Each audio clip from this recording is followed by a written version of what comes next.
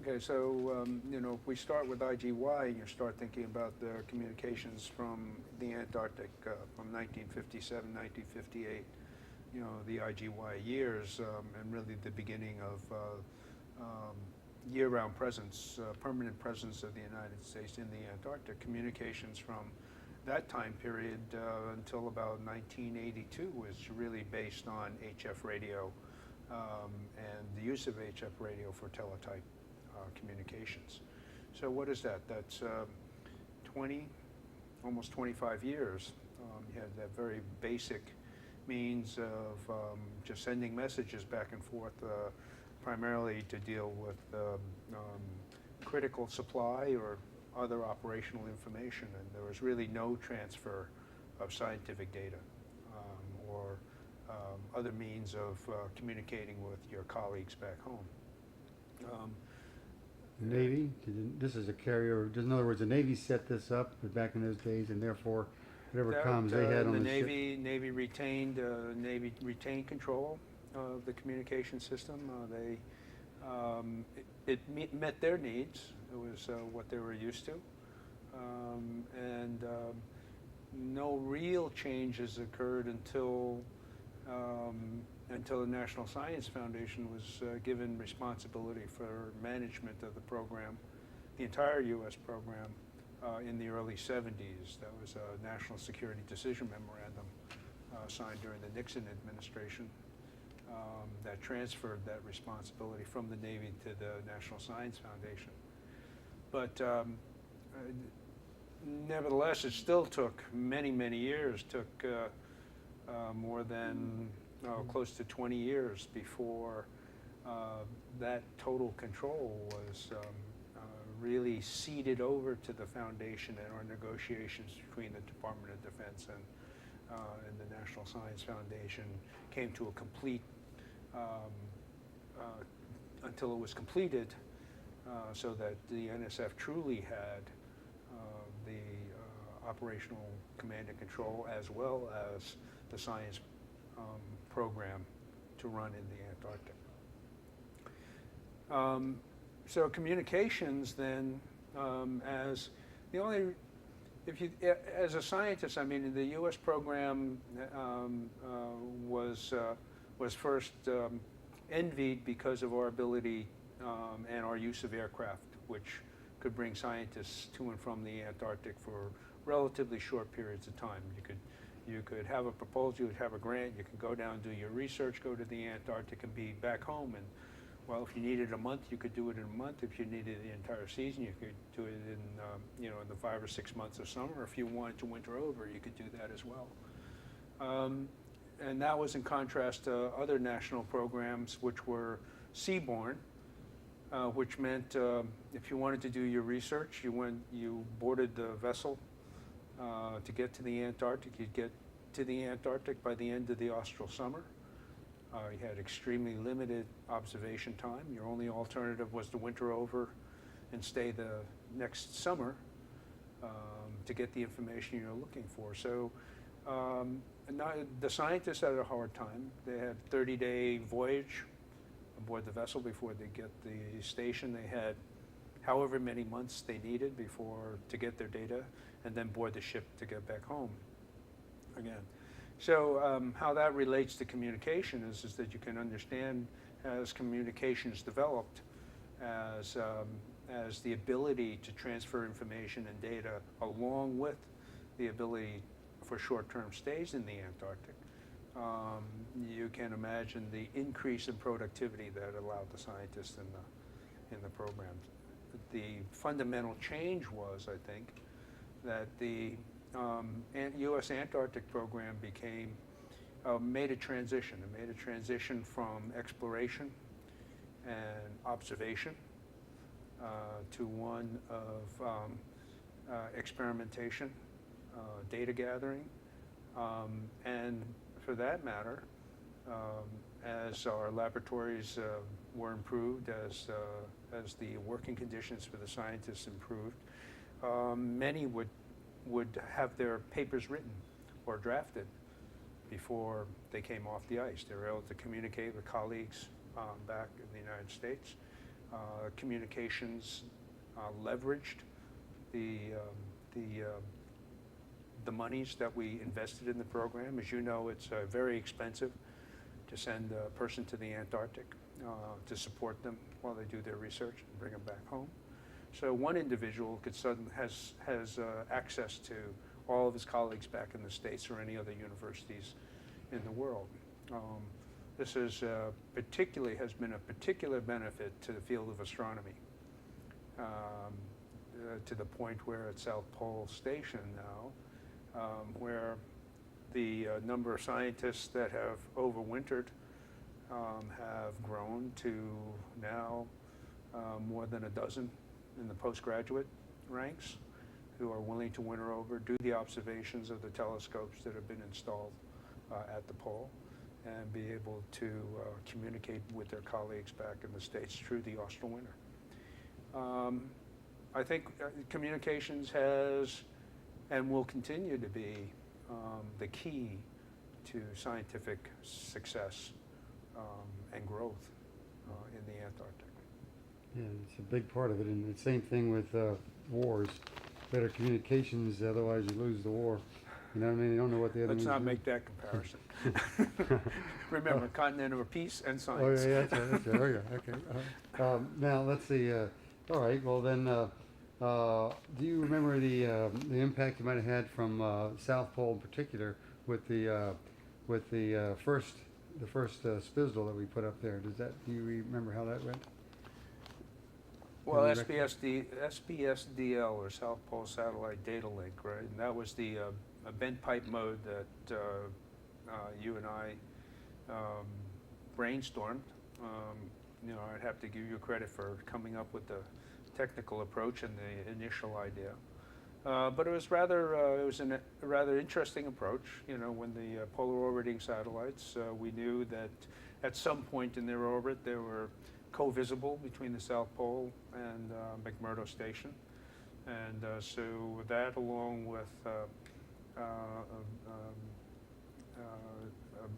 a burst mode for communications, we could send up. I've forgotten what the data rate was. I think it was maybe on the order of 9,600 baud. It was 10K, and it was up to 20K later. Yeah. We could have done 500, but the transponders would tail on 500. We had to have a bigger ear at the And how many receiver. minutes did we have? 10 minutes? We had Did have 10 minutes at a time, on each orbit? 45 passes a day. Yeah, right.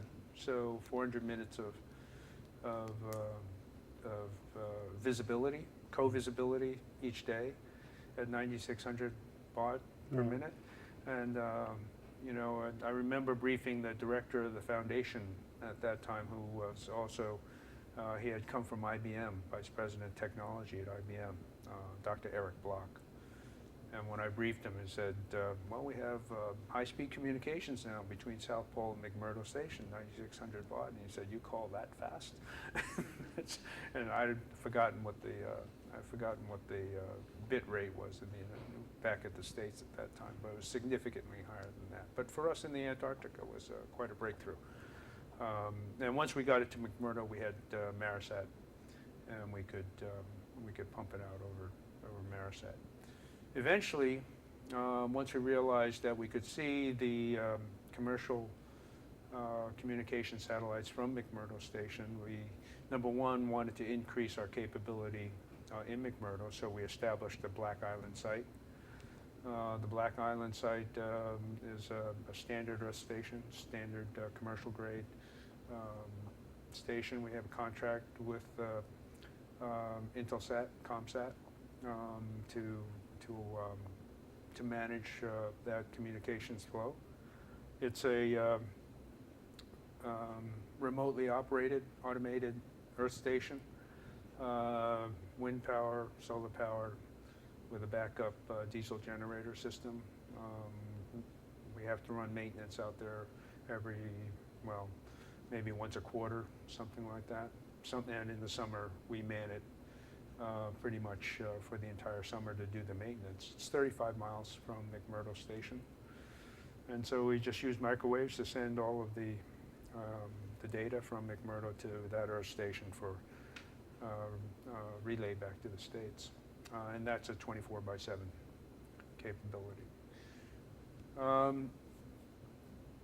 Is that located, where was that located? 35 miles away, Erebus? On Black Island. Oh, 24 miles away.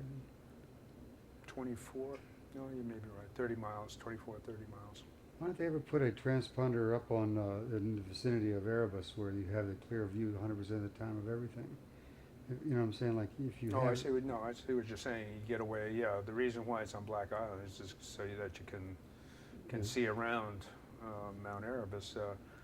I think probably the biggest one is power, getting enough power. It's a 10 kilowatt station Mhm. on Black Island. So power is an issue, maintenance is another issue.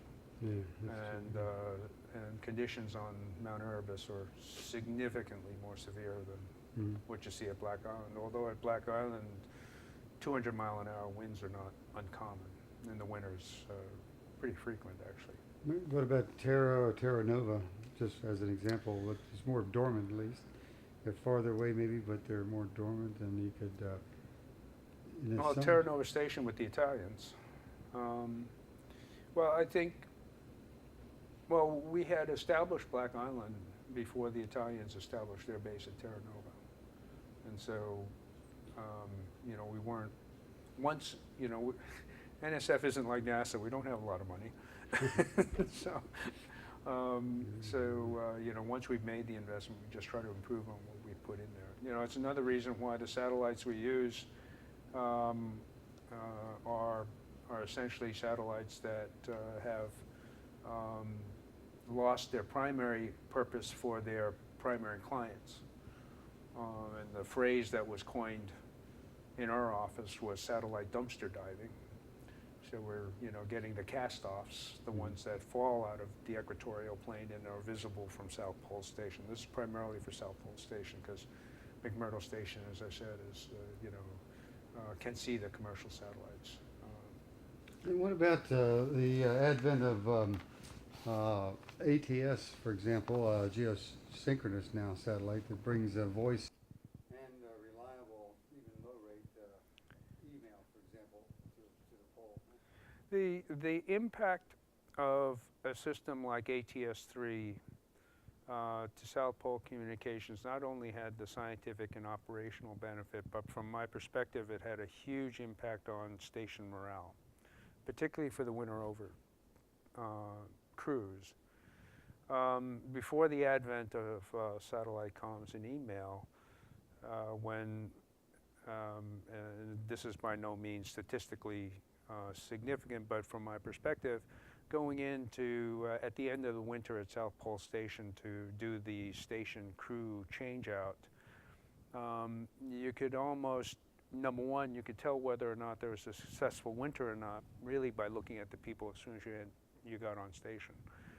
The other thing was is that you had maybe a 50-50 chance of having a successful winter or not having a successful winter, and that, you know, by successful I mean that all of the tasks were completed, you know, as assigned to the contract workforce. The science was successful, and that the station complement had gotten along well. Morale was good.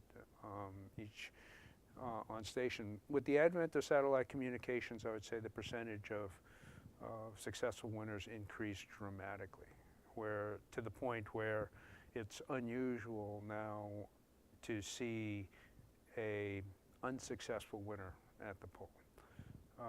Just being able to talk to loved ones, to your friends, to be able to have communication with people outside of the station as well as those on station has made a huge difference in the success of operations at the pole.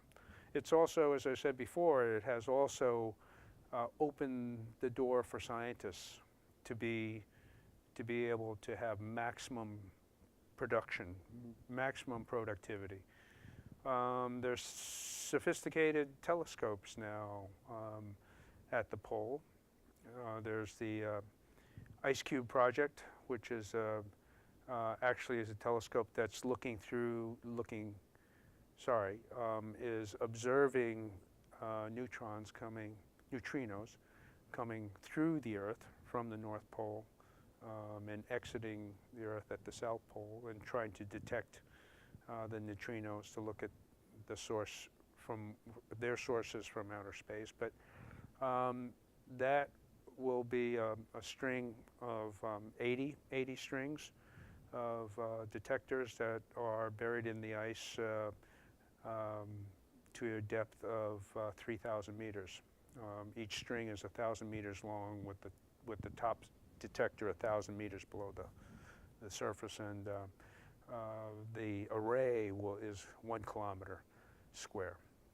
When that project's completed, the observations of the neutrinos are important to the physicists that want to understand what neutrinos are, what their origins are, and how that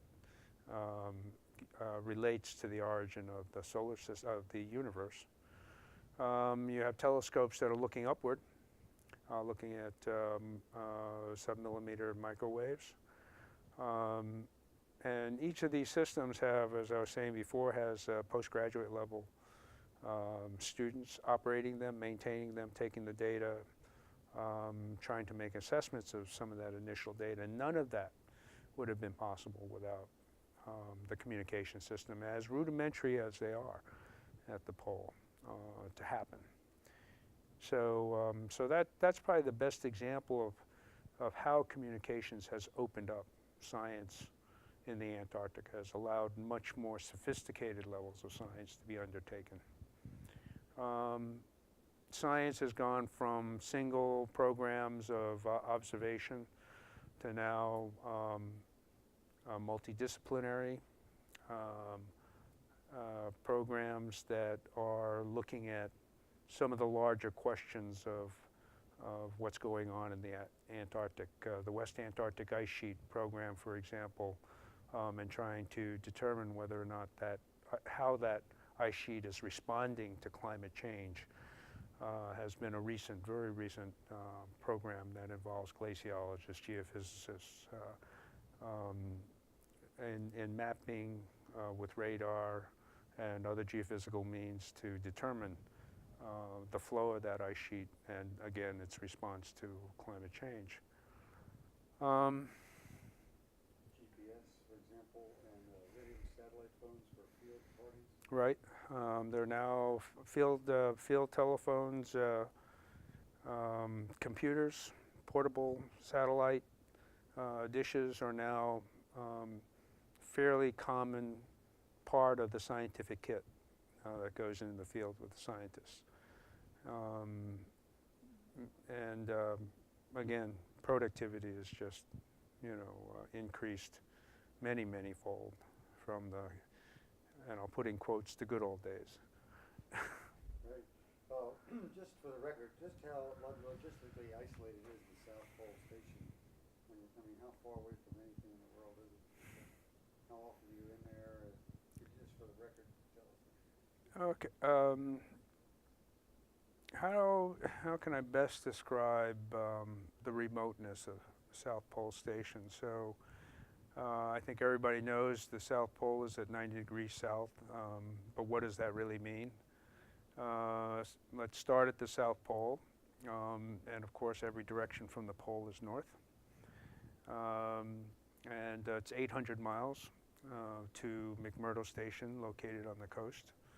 From McMurdo Station, it's 2,200 miles to New Zealand, which is our staging base.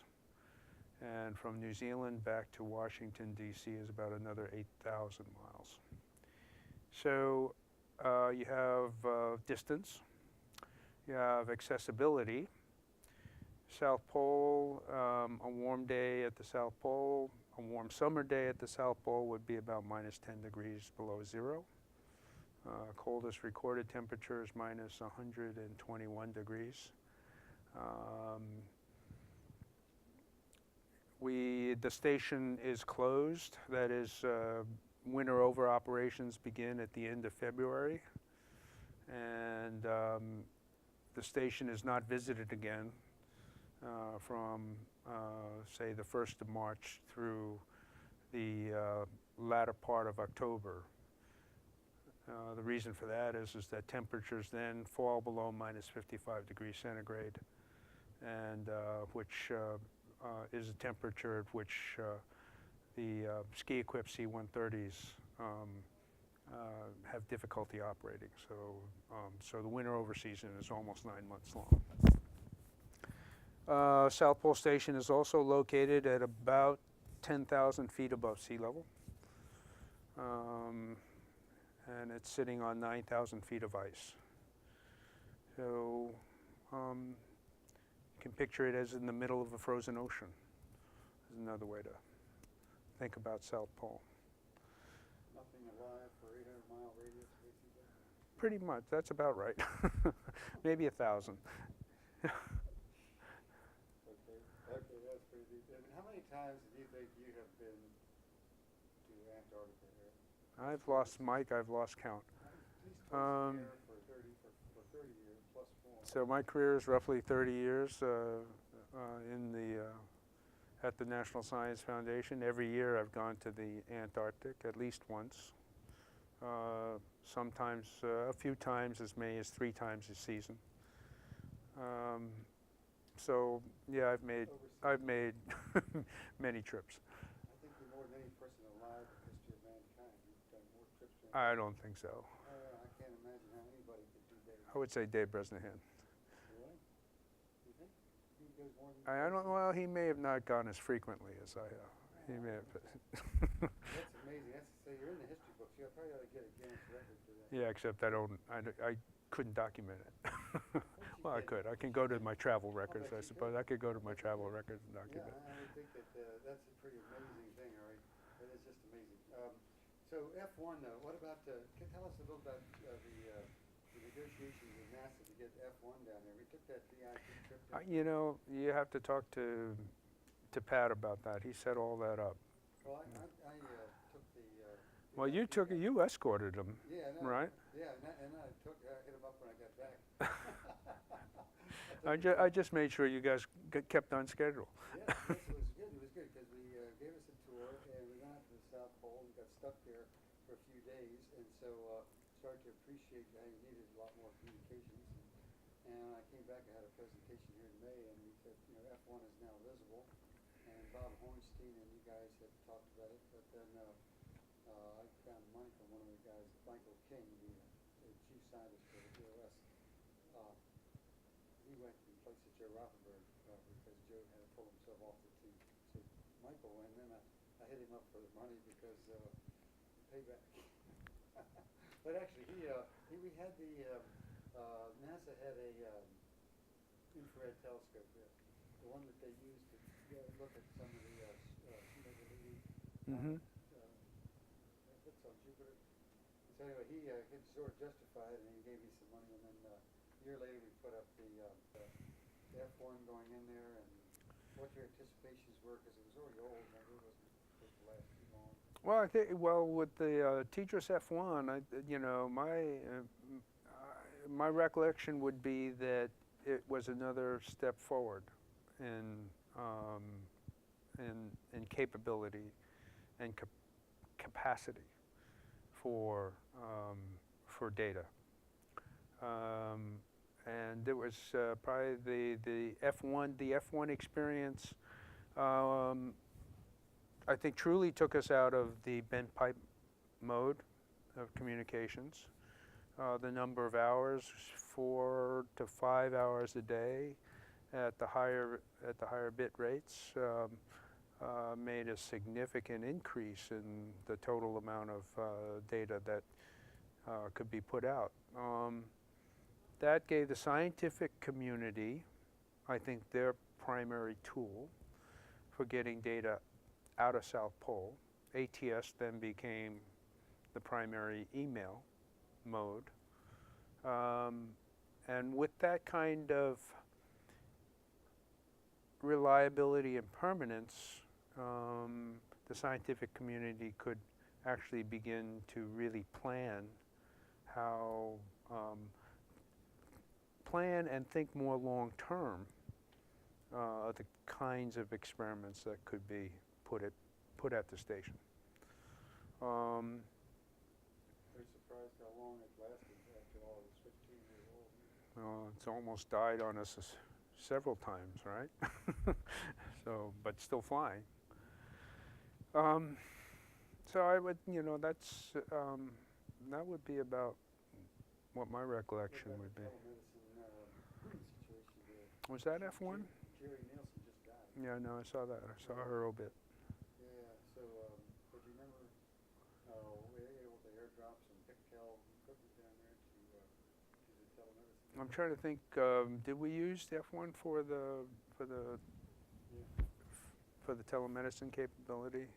So I mean, the use.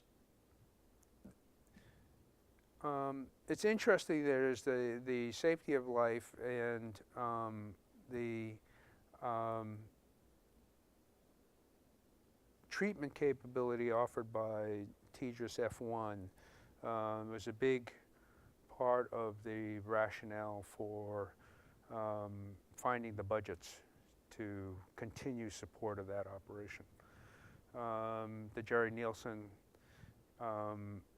case is probably the first use of telemedical capability for her self-treatment and guidance for the biopsy and the diagnosis of her breast cancer. There have been operations. A knee operation was conducted telemedically at the South Pole 5 or 6 years later. Surgery that was conducted with guidance from the doctors at the University of Texas that probably contributed to treating an injury so that the patient didn't have permanent damage.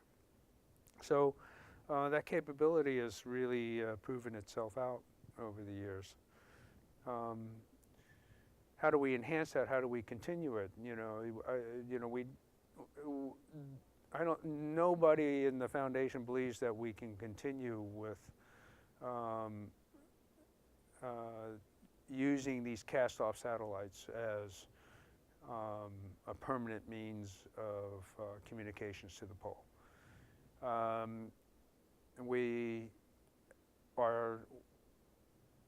Before I retired, efforts were being made to partner with NASA to look at the new space architecture and communications to see if future NASA planning for space communications could include satellites that could see the South Pole Station.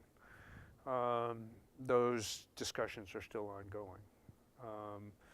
We do have access to TDRS F3,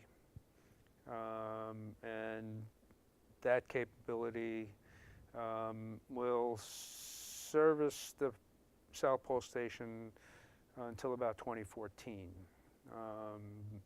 So we have what? We have 5 years, or the National Science Foundation has 5 years or so to come up with a solution to maintain the high-speed communication capability to the pole. Now, in Soviet Russia, they are using Volnaya orbits, for example, where you have highly electrical 8 hours above and maybe 1 hour below the equator, and it's at 60 degrees there. So now we could do an inverted Volnaya orbit, then you have to track the satellite. And tracking a satellite at the pole, we did that with Spitzel, so I mean, it could be done. Well, would you go to the extent of putting something the size of a NGS at the pole with a radome that big and all, that you could actually consider that? You know, putting in an Earth station, a sizable Earth station, tracking antennas to deal with satellites, that's all possible. The biggest obstacle is coming up with the funds to build the satellite and to launch it and then to operate it. You're looking at a budget for the Antarctic program on the order of maybe $250, $260 million a year. And the cost of building, launching, maintaining, well, let's look at just building and launching a satellite is 60 million, 65 million. Operating it becomes $3 or $4 million a year. So there's a significant threshold, I think, that the foundation as a relatively small agency, would have a difficult time funding. So our strategy of teaming with NOAA, teaming with NASA, to find mutual use, mutual benefit between the agencies to support that kind of endeavor, I think will be the strategy for the future. So, but that idea of cast-off satellites, empty dumpster for satellites? We have, I think it's a great idea. It's just like the Meteorite program is the poor man's, space program. Taking the cast-off satellites is a very good strategy that served us well. Unfortunately, we have had contractors over the last half dozen years searching high and low for future satellites that might become available, and surprisingly, they're becoming fewer and fewer. The designs are not as robust as the early NASA satellites, and the issue of space debris and space junk is making the retention of older satellites in space a much more difficult prospect. One thing that may be useful is the geosynchronous satellites like Tigris had the ability to track the low Earth orbiters with its own antenna. So if it was here or whether it was here, it wouldn't make any difference. Oh, by the way, the other constellation that has become very important for the Antarctic program is Iridium. That's a constellation that I would call it the phoenix of the space communications industry, and Iridium has proven itself to be very, very useful. And as of last year, they were looking, their business model appeared to be improving to the point where they're building replacement satellites for the old Iridium constellation. So that's another outlet for the foundation, and that one the foundation is continuing to explore. And also GPS for location and monitoring ice flows, everything else. You can go back to the same place each year to do the science. So GPS is another constellation. Right, right. But still, the jury's still out on where to go for some more permanent solution, right? And Right. you got to have something. What about landline microwaves or anything along those lines? We had looked at the possibility of a fiber optic cable from the South Pole to the French station at Dermonteville. Dermonteville is also a high altitude station at almost 13,000 feet. It is at almost the same latitude as McMurdo Station, and so they have the capability to see the commercial satellites as well. So one prospect was to do that. The issue of glacial movement is a technical obstacle that would have to be overcome, as well as finding the power to power whatever amplifiers or any of the relay stations that you might need. It's 1,100 miles from South Pole Station to Dome C. Did I say Dermonteville? I meant Dome C rather than Dermonteville as the end point of the fiber optic cable. What about nuclear power? I mean, RTGs used to be used in the old days. There's a political problem with radionuclear powered generators, radioactive generators. The Antarctic Treaty, while it stipulates that you cannot dispose of radionuclear wastes in the Antarctic,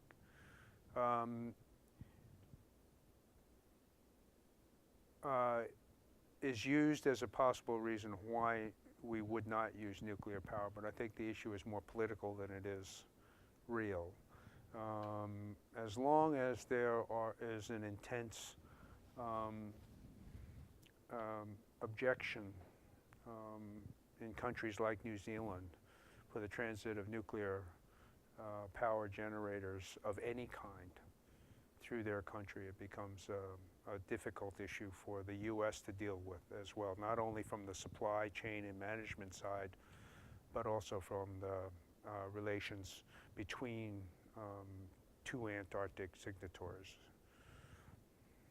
Wow, so that's a political. It's a political issue that nobody's really wanted to address yet. But that would seem to be same problem we have on the moon. You know, we're not going to find enough solar power or anything else. It's going to be nuclear or nothing. Really, is ultimately what it's going to boil down to. Just got to make it safe enough to launch it. So, I mean, the Russians just. So all you have to do is say you have a 100% success rate on all launches. Right. and Right. and that's not going to happen for a long time. So, but nuclear, I guess RTGs for unmanned AGOs and things like that out there, observatories or whatever, would be the perfect solution, right? I mean, Oh, yeah, it'd be a good solution, except again for the political obstacles that have to be overcome.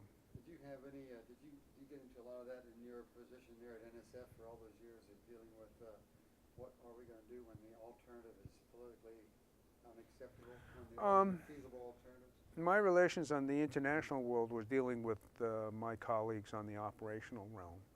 And so I stayed away from the political issues and just worked with my colleagues to come up with the collaborative programs, the collaborative science programs, how we would knit those together so that we were sharing logistics and operational resources. Or for that matter, how countries, for example, working in the Ross Sea area, where you have New Zealand, the United States, and Italy, how the three countries could combine their resources for the mutual benefit of the three programs. There's a very strong quid pro quo attitude amongst Antarctic countries where the exchange of money is for services or use of resources is not the preferred route. And the preferred route is to see how resources, let's say the strengths of one national program, can be shared amongst other national programs to the benefit of the participating countries. Making those kinds of deals, negotiating those kinds of things is what I enjoyed on the international scene. They had a Airbus. I flew out of there on an Airbus last year, I think it was. Oh, What was the is that something other countries are able to do suddenly? What makes that was the Airbus 300. I don't remember now, but I thought it was like a. The Airbus was a commercial aircraft. I think it's a 300 or 300 series. It was contracted by the Australian program. And before they landed, before they wanted to land, before they were willing to land it at the Australian ice runways, snow ice runways, they wanted to take it to a proven ice runway and snow ice runway. So we agreed with the Australians to help them both with the technology of building their runways on snow and ice, as well as testing, allowing them to test the navigation and provide that kind of training experience to their pilots. Good example of quid pro quo. In exchange for the services that the United States provided, the Australians offered, I think it was something like 7 or 8 flights in support of the U.S. program in the 2007-2008 season and 2008 and 2009 season. The thing is, didn't you guys save one of their aircraft also with the C-130? Something had to go inland to help them recover No, one of their aircraft?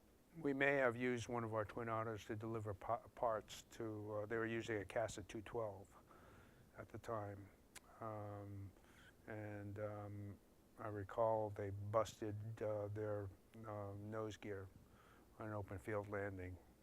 And I think our assistance was to take some of the parts and fly them to the aircraft so that they could repair it in the field and fly it out. So actually, they're now the Airbuses. Are they flying it now? As far as I know, the Australian program is starting to build an aviation program modeled after the U.S. program, with the larger international flight capabilities of the Airbus, coupled with the short field capabilities for delivery of scientists into the Antarctic by using the CASA 212. Mm-hmm. And also into the DC-3.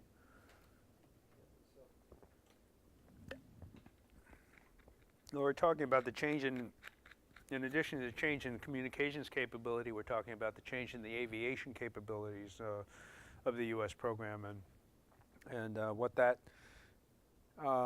has signified is that we are able to stay with the new developments on the military side. For example, the C-141, which was phased out of service maybe 3 years ago, out of the Air Force inventory, has now been replaced by the C-17. Making the international crossings from New Zealand to the Antarctic to McMurdo Station. Once we get on the continent, we still have the reliable ski-equipped C-130. Some of the aircraft still dating back to the 1960s and 70s eras, but the 109th Air Wing out of New York Air National Guard that flies is the only squadron in the world that operates and maintains those ski-equipped C-130s, has agreed to operate and maintain 4 of NSF's ski-equipped birds and combine that with the 6 that they own. Those are the ones that the New York Air National Guard uses are much newer. The oldest one was 1975, and then they've had others since then. So the entire U.S. fleet now is 10 ski-equipped C-130s. We have complemented those with the de Havilland Twin Otter, a twin-engine turboprop small aircraft for short-range operations on the ice, and a middle-range airplane now is the old Douglas DC-3 of what, 1920s, 30s vintage, that have been taken by a company in Wisconsin, have been rebuilt and reinforced, and the engines being replaced with turboprops and equipped with skis. So we have a combination of old and new and everything in between that supports the aviation program. One other thing about the Antarctic, the pioneering spirit. We talked about Dempsey dumpster diving and all, and used parts and low budget, and working in a very unusual, hostile environment where nobody's gone before or whatever. It sounds like a country made for pioneers, right? Sounds like a pioneering spirit where you eat your dogs and go home from the poles. I prefer not to look at it as a pioneering spirit. I prefer to look at it more as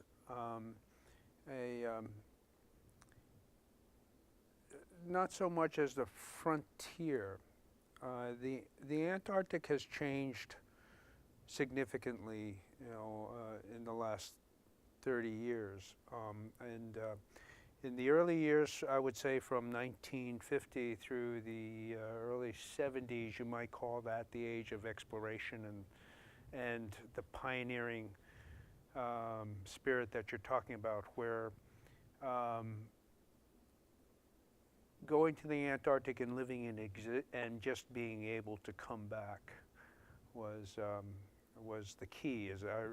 You remind me of my first story with a story with my first boss.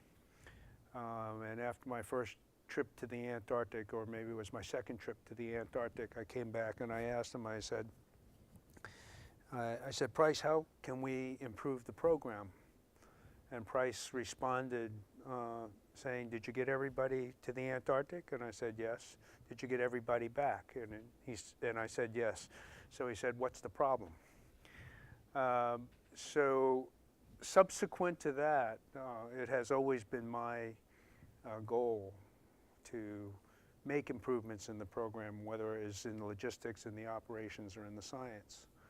So I'd like to say, and one of the goals has been to try to make the stations look and work more like university campuses instead of the old mining towns as they might have been characterized in the past. Communications has been a huge part of that. So to the point where scientists going to the Antarctic have high expectations of how they're going to proceed with conducting their work. And we try to maintain that, try to foster that spirit and capability. So it's no longer survival. It's now making the Antarctic a place, making it truly a laboratory where the scientists can take their ideas, do the research, write their papers, and take it home.